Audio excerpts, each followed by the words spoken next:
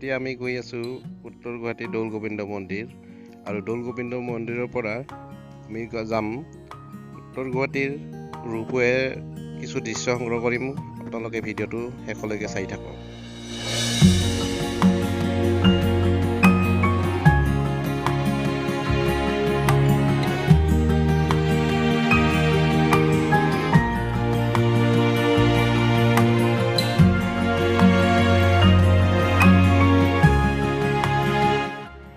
খন্তেক আগতে আহি দৌল গোবিন্দ মন্দিৰত উপস্থিত হৈছোঁ।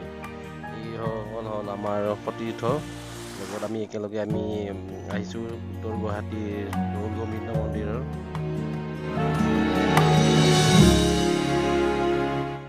আৰু এজন আমাৰ বন্ধু আছে, ওজন জোতা পিন্ধি আছে বৰ্তমান। তেখেতে জোতা পিন্ধাত ব্যস্ত হৈ আছে, মন্দিৰ দৰ্শন কৰি আহি জোতা পিন্ধি আছে তেখেতে।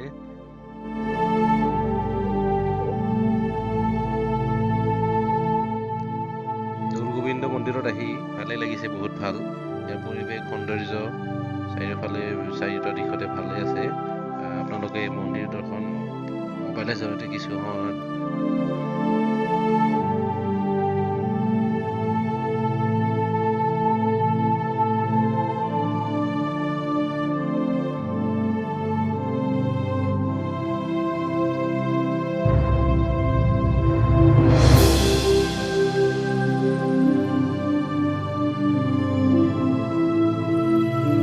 এতিয়া যাবৰ সময় হৈছে। আমি ইয়াৰ পৰা এতিয়া উত্তৰ গুৱাহাটীৰ ৰূপৱেলৈকে যাম, তাত উঠিম।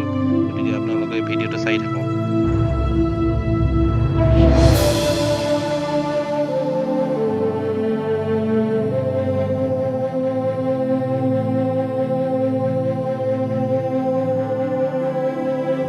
আমি এতিয়া আহি পাইছোঁ এই উত্তৰ গুৱাহাটী। ওপৰলৈ আমি গৈ আছোঁ, ৰূপৱেত উঠিম বুলি গৈ আছোঁ এতিয়া আমি ওপৰলৈ। এয়া আমাৰ বন্ধু জয়ন্ত দাস। আমি ওপৰলৈ গৈ আছোঁ এতিয়া। এয়া দেখিছে আপোনালোকে ৰূপৱে, উত্তৰ গুৱাহাটী ৰূপৱে। এতিয়া আহি থাকক আপোনালোকে আমাৰ লগতে। আমি গৈ আছোঁ এতিয়া ওপৰলৈ ৰূপৱে। ওপৰলৈ গাড়ীও নিব পাৰে, গাড়ী নিব পৰা সুবিধা আছে।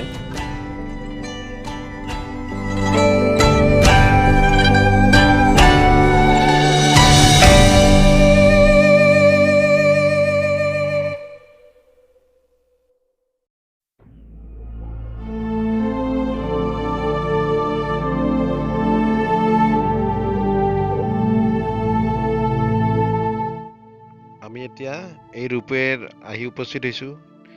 প্ৰতিজনৰ আপ ডাউন হিচাপত আমি টিকেট কাটি লৈছোঁ। প্ৰতিজনৰ আপ ডাউন হিচাপত 100 টকাকৈ ল'ব। আৰু এতিয়া আহি আছে আমাৰ ৰূপৱে। আমি এই ৰূপৱেটো দেখা পাইছে আপোনালোকে আহি আছে। এই ৰূপৱেত আমি সেইটো কাছাৰীলৈকে যাম আমি উঠি, আৰু কাছাৰীৰ পৰা ৰিটাৰ্ণ হ'ম।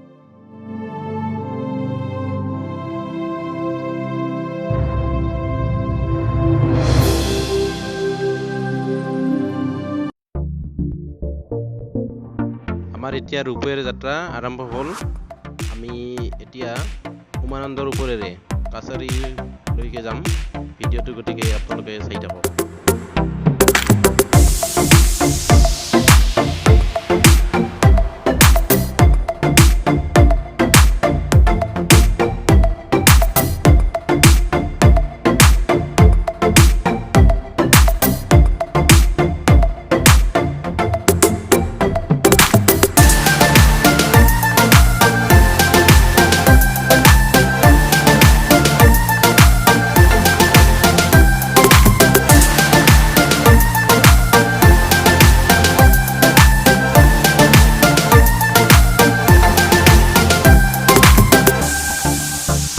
এতিয়া ব্ৰহ্মপুত্ৰৰ ওপৰত ৰূপৱেত আছোঁ। সৌটো উমানন্দ আপোনালোকে দেখা পাইছে।